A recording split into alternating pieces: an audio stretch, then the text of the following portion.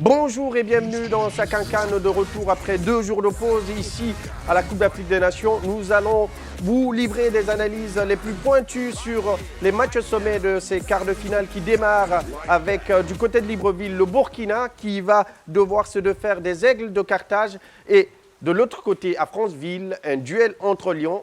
Les Lions indomptables du Cameroun vont devoir éliminer les Lions du Sénégal pour passer en demi. Une rencontre dont on aura les analyses les plus pointues de meilleurs spécialistes sur ces formations, mais également des acteurs, sélectionneurs et footballeurs. Mais avant d'entrer dans l'analyse pure de ces 2 rencontres, nous allons partir avec un peu de détente au niveau de Libreville. Le staff du Kokan Gabon a rencontré le staff de la CAF dans une rencontre amicale. Vous allez voir, ça joue, ça rigole, mais ça joue bien au ballon. Non, les Kaloucha Boualia, Kalilou Fadiga, Jérémy Njita ou encore Roger Mila n'ont pas repris du service. Mais le temps des matchs d'exhibition entre les membres de la CAF et ceux du comité local d'organisation, ils ont tous rechaussé les crampons au stade de Nzengeyong à Libreville. C'est une tradition, il fallait effectivement l'observer. Elle court, je crois, depuis Ghana 2008. La CAF joue de manière systématique pendant la CAN un match contre le comité local d'organisation. La seule occasion où on n'a pas pu le faire, c'était en Guinée équatoriale en raison de conditions exceptionnelles parce que la CAF n'avait pas pu avoir un quartier général et on avait des joueurs éclatés entre Bata et Malabo. Mais sur toutes les CAN, toutes les compétitions majeures, ça se fait, même pour les U20, le CHAN. On a toujours disputé un match avec le comité local d'organisation, donc c'est une tradition. Initiative de la CAF donc afin de faire le vide en attendant les quarts de finale qui commencent ce samedi. Ce genre de rencontre permet avant tout aux uns et aux autres de décompresser avant cette phase décisive de la plus prestigieuse des compétitions en Afrique. Elle participe effectivement d'évacuer une partie du stress qu'on emmagasine pour certains pendant 2 ans, parce que c'est des compétitions qui se préparent longtemps avec des inspections, avec forcément la pression que vous les médias contribuent à mettre aussi, parce que évidemment pour vous les trains qui arrivent à l'heure n'ont pas d'intérêt.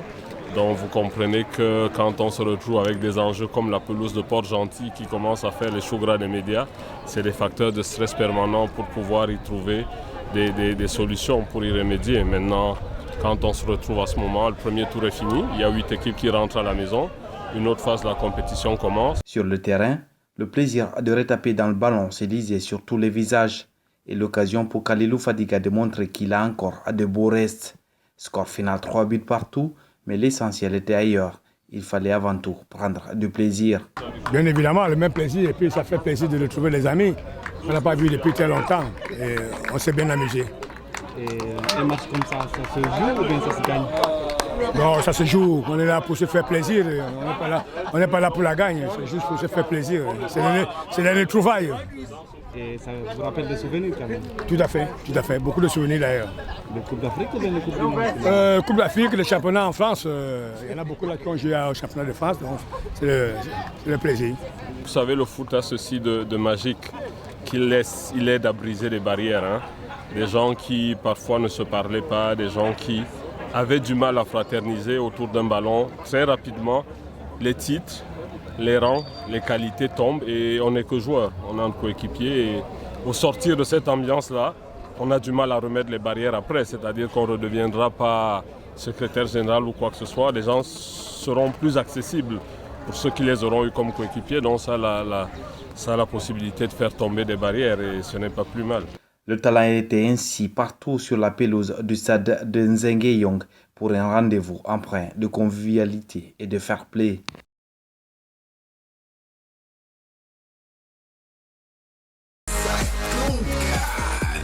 Un reportage signé Selou Tata Diallo qui était du côté de Libreville pour suivre cette rencontre de réjouissance entre staff gabonais et staff de la CAF pour cette Coupe d'Afrique des Nations. Nous allons enchaîner avec la rencontre au sommet Sénégal-Cameroun.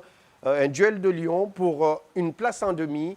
Qui du Sénégal ou du Cameroun sera en demi? L'analyse de l'entraîneur sénégalais Aliou Cissé et de son joueur Karambodji en conférence de presse.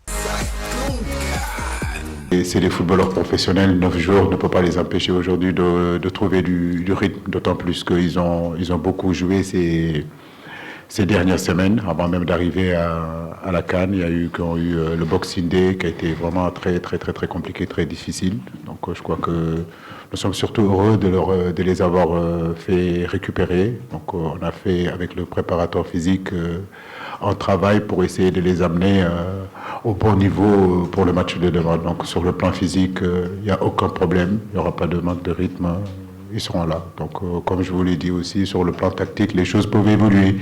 Donc cette équipe du Sénégal n'est pas figée sur un système. Nous avons 2 ou 3 systèmes que on peut évoluer. Donc on verra demain. Ça dépendra de ce que j'ai vu à l'entraînement de mes joueurs. Ça dépend aussi de la réalité du match par rapport à l'adversaire qui sera en face de nous. Et il faut que ça reste justement dans le cadre d'un match de football et un quart de finale palpitant que toute l'Afrique peut-être attend, tout le monde attend, entre 2 grandes nations de football qui sont le Cameroun, qui sont le Sénégal. Donc j'espère que le spectacle sera au rendez-vous et que le Sénégal passera. Je pense qu'au niveau du mental, tout le monde se sent prêt et que le Cameroun, on le connaît, c'est une équipe qu'on respecte. Après, ça reste un match de football et que on n'a pas de crainte. Donc nous, on est prêts, on se concentre sur nous-mêmes et que demain, Inch'Allah, on fera tout, redonner le maximum et de gagner le match. Pour cette rencontre au sommet, nous avons pris l'analyse de 2 confrères sénégalais, spécialistes du football et de cette formation des Lions de la Teranga. Mam Fatundoy de TFM et Salif Diallo de l'APS nous donnent un avis pointu sur cette rencontre. Le match Sénégal-Cameroun, c'est certainement l'une des grosses affiches de ces quarts de finale de CAN. Évidemment, les statistiques plaident en faveur des Lions du Sénégal qui, lors de ces phases de poule, ont été plutôt impressionnants, marquant 6 buts pour seulement 2 encaissés. Quand vous regardez du côté du Cameroun, c'est plutôt sur le plan offensif que ça pêche, puisque les Camerounais ont marqué juste 3 buts et donc on concédait pas mal de nuls, notamment lors du premier match. Sur le plan physique, ce sera un match très disputé, puisqu'on a 2 équipes avec de gros gabarits, mais sur le plan technique, le Sénégal part avec la faveur des pronostics, puisque le Sénégal, sur le plan offensif, avec son trio très percutant, Sadio Mané, Diao Baldé Keita et Mame Biram Diouf, peut faire craquer n'importe quelle défense. Mais attention aux Lions indomptables qui ont montré un état d'esprit très combatif, notamment lors du match contre le Gabon, où ils ont été dominés, mais ils ont fait preuve de solidarité et quelque part l'appétit vient en mangeant. On ne les attendait même pas à ce stade des quarts de finale. Aujourd'hui, ils y sont déjà, ils n'ont plus rien à perdre, ils vont jouer sans pression. Du coup, ce sera un match où peut-être le Sénégal aura tout intérêt à abréger les faits dès les 15 premières minutes. Plus le match va avancer, plus ce sera tendu des 2 côtés si le Sénégal ne marque pas très rapidement. Mais ça va être un match difficile, hein? C'est du 50-50. C'est vrai que le Sénégal a été impressionnant lors de la première phase, mais c'est un match de coupe. Hein? C'est l'équipe qui sera la plus prête qui va se qualifier. Côté camerounais, nous avons le sélectionneur Igor Bross, le Belge, déjà heureux d'être en quart de finale. Mais malheureusement pour lui, il n'a pas pu éviter les Lions de la Teranga comme il l'aurait souhaité. Avec son joueur Adolphe Teke, il pense que les Lions sont une excellente formation, mais qu'ils ont toutes leurs chances dans cette confrontation. Il y a quelques jours, on allait essayer d'éviter le Sénégal en quart de finale. Parce que je trouvais que la façon dont j'ai joué le match de groupe était parfois impressionnante. Donc c'est toujours bien de savoir éviter un adversaire pareil. De l'autre côté, ça ne veut pas dire qu'on ne croit pas dans nos chances.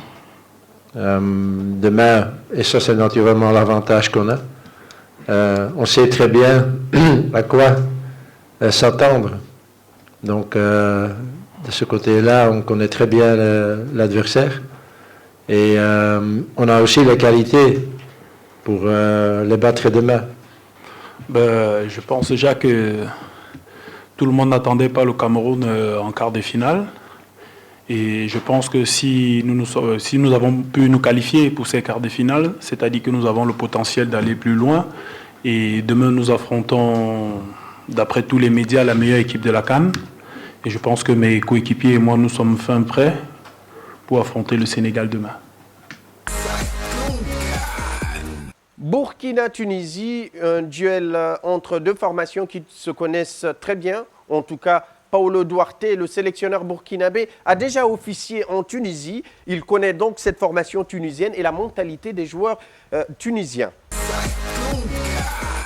Mon premier match Afrique avec le Burkina Faso contre la Tunisie, à Tunis, à Rodez.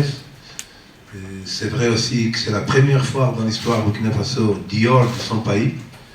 Donc c'est une victoire énorme qui va rester partout dans la tête de Burkinabé et dans mon CV. Mais je ne vis pas d'histoire. Qui vit d'histoire, c'est le muséum. Moi, je vis de la réalité. Et la réalité, c'est qu'aujourd'hui, on a une grande Tunisie qui vient de monter après 4-5 ans, 5 grands résultats. Et ils ont atteint un adversaire difficile. Et le Burkina aussi, il sait que ce match pour lui, c'est le match d'une grande difficulté. Mais de l'autre côté aussi, je sais que la Tunisie va beaucoup nous respecter parce qu'il sait aussi que de l'autre côté, il y a un adversaire qui a une qualité de jeu énorme. Donc, ma réalité, c'est aujourd'hui, l'histoire s'est passée. Tout ce qu'on a fait avant n'intéresse pas. Ce qui intéresse, c'est aujourd'hui et ce qui intéresse, c'est l'avenir. Quant à son attaquant Fréjus Nakoulma, il estime que les Tunisiens ne commettront pas les mêmes erreurs qu'en phase de poule. Je ne pense pas qu'ils feront les mêmes erreurs que les précédents matchs. J'espère qu'ils le feront pour nous, ça sera bien. Mais je pense qu'ils ne le feront pas. Pour moi, l'essentiel, c'est de marquer juste le seul but qui sera et qui va nous qualifier pour la demi-finale. Et j'espère qu'on aura beaucoup d'occasions et qu'on en marquera le plus. Le sélectionneur tunisien Henri Kasperzak, de son côté, jette des fleurs à cette formation burkinabé et estime que les étalons ont mieux fait en phase de poule en se qualifiant en quart de finale. D'abord, il faut souligner que les deux équipes ils ont bien mérité de jouer en quart de finale. Je pense que les Burkinabés, ils ont fait mieux par rapport aux résultats que les Tunisiens. Et pour quelles raisons? D'abord, ils étaient dans un groupe difficile comme nous et ils ont fait 2 matchs nuls contre des équipes de qualité comme Cameroun, comme Gabon, organisateur, et ils ont confirmé par 3e match par une victoire, une belle victoire. Ouais, je crois que 2 équipes qui vont s'affronter demain dans un match, je pense, bien engagé.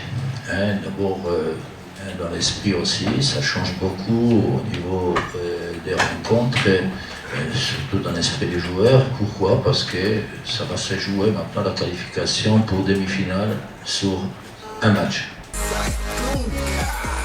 Son joueur Larry Abdel loue également les qualités de cette formation burkinabèse.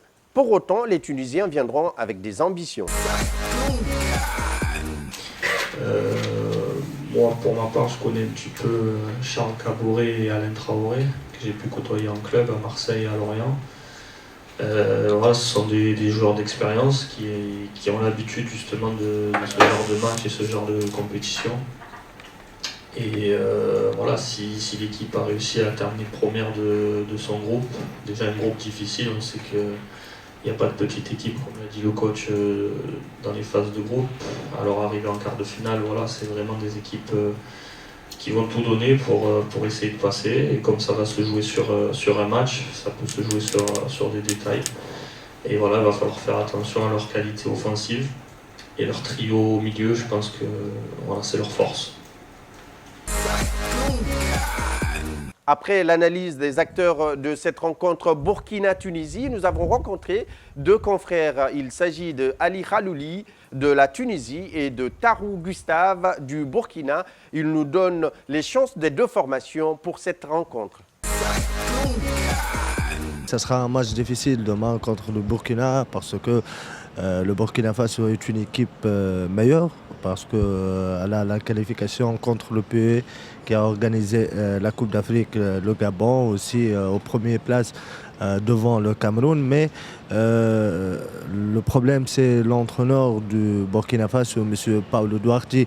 Il a connu bien le football tunisien, il a une expérience avec le club sfaxien.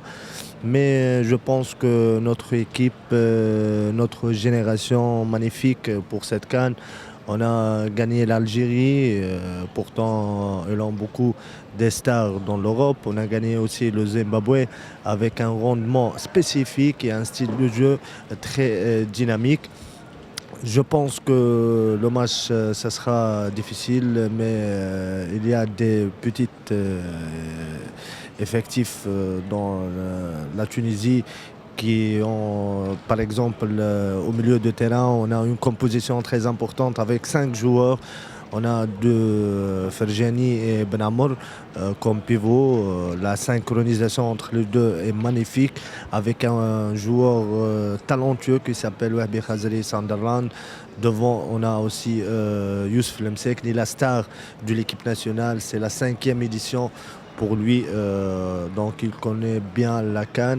On a aussi le meilleur découvrir, on a découvert tout le peuple tunisien, un joueur qui s'appelle Naïm Seliti.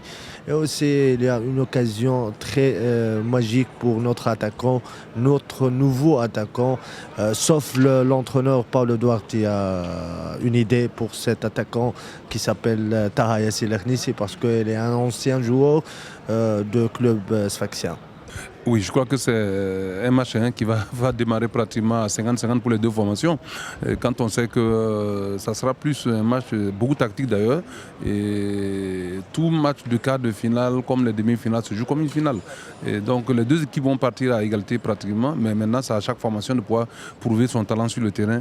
Mais je crois qu'au jour d'aujourd'hui, si on dit que peut-être la vérité d'hier en football n'est pas celle d'aujourd'hui, sinon les Burkinabés quand même ont eu la chance de prendre le dessus sur les Tunisiens et à défaut un nul. Ça, il n'y aura pas de nul, il faut forcément une victoire.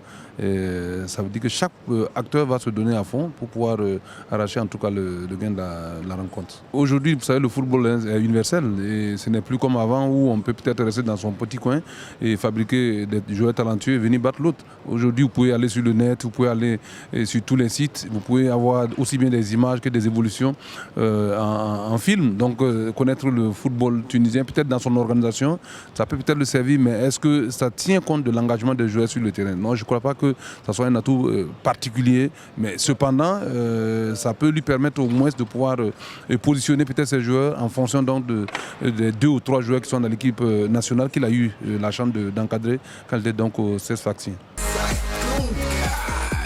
Toujours dans le cadre de cette Coupe d'Afrique des Nations, nous avons assisté à la conférence de presse du ministre d'État chargé de la communication et de l'économie numérique du Gabon. Alain Billy Binze a reconnu que les pelouses n'étaient pas aux normes de la CAF et du gouvernement gabonais et estime que les sociétés qui ont posé ces pelouses devraient reprendre le travail aux standards attendus par ces deux institutions. Vous savez que le gouvernement de la République, lorsqu'il a pris le cahier de charge pour organiser la Coupe d'Afrique des Nations de football, c'était cahier de charge de la CAF. Et la CAF a procédé aux inspections régulières pour valider la tenue de la compétition. Des problèmes se sont effectivement présentés au niveau de la pelouse à Port-Gentil et au niveau de l'OIM. Naturellement, après la compétition, les entreprises sous contrat avec le gouvernement vont devoir reprendre les travaux justifiés également. Là, c'est l'ANGT qui suit les travaux avec le COCAN et sous la supervision de la CAF. Et ensuite, nous verrons, mais naturellement, cette pelouse de Port-Gentil a posé énormément de problèmes aux différentes équipes qui ont été en compétition. Nous le déplorons, mais heureusement pour nous, la compétition tire à sa fin. Avant de terminer cette émission, nous allons revenir sur le tableau de rencontre de la journée avec le duel entre Lyon, Sénégal-Cameroun du côté de Franceville. En deuxième heure, en première heure, c'est le Burkina qui va recevoir la Tunisie du côté de Libreville au Stade de l'Amitié. 2 rencontres importantes pour la suite pour ces 4 formations ambitieuses pour les demi. 2 seulement seront en demi-finale et Sakankan suivra ces formations jusqu'au bout. Merci de nous avoir suivis ici à Libreville. À très bientôt chez vous.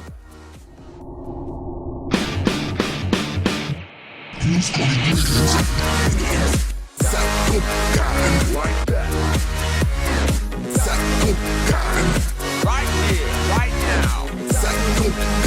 Like that.